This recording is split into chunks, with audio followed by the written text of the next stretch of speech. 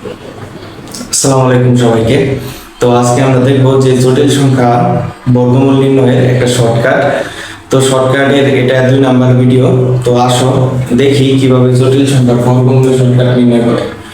তো জটিল সংখ্যার বর্গমূলের ক্ষেত্রে এরকম একটা সংখ্যা দেওয়া থাকে a প্লাস ib, এটার আমাদেরকে বর্গমূল নির্ণয় করবে। বর্গমূল মানে কি? Root over. তো এটার উত্তরটা হবে, যদি প্লাস দিয়ে বলে a প্লাস ib, তাহলে প্লাস দিয়ে বললে উত্তরটা হবে plus minus x plus iy। আর যদি মাইনাস দিয়ে বলে তাহলে plus minus x minus iy। আচ্ছা, এখানে x আর y এই দুইটা জিনিস আমাদের বের করা লাগবে, বুঝতে পারছো? তো প্রথমে এটা থেকে আগে r নির্ণয় করতে হবে। r সমান সমান হবে root over a square plus b square. এখন r তো নির্ণয় করতে পারলে আমরা x নির্ণয় করতে পারবো। x সমান সমান root over r plus a by 2 আর y সমান সমান root over r minus a by 2।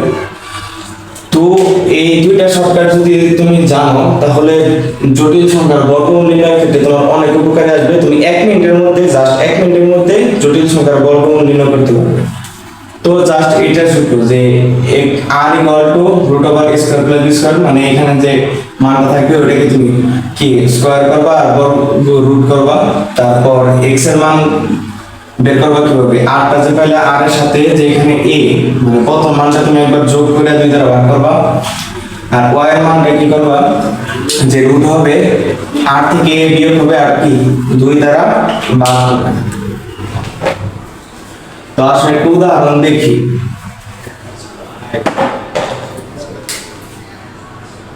Three plus 4i এর বর্গমূল নির্ণয় করো। তো 3 প্লাস 4i যখন বলছে তখন তুমি এখান থেকে কি নির্ণয় করবা? সরাসরি r বের করবা। r সমান সমান এখানে কি a স্কয়ার b স্কয়ার দ্বারা এখানে কি বলতেছে? a কত এখানে 3, b কত এখানে 4, তার মানে 3 স্কয়ার প্লাস 4 স্কয়ার, তার মানে এখানে কত হবে? 9, এখানে 16, রুট করলে কত আসবে? 25, এখানে কত আসবে তাহলে? 5। আচ্ছা, এখান থেকে আমরা x এর মানটা বের করব। x সমান সমান আমরা সূত্র জানি যে root over r plus a by 2। রুটটাকে দিয়ে নেই, r আমি কত পাইলাম? 5। এখন a কোনটা? এটা 3 বাই 2, তার মানে এখানে কত?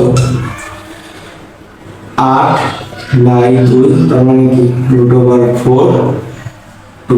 এখন y এর মানটা বের করব।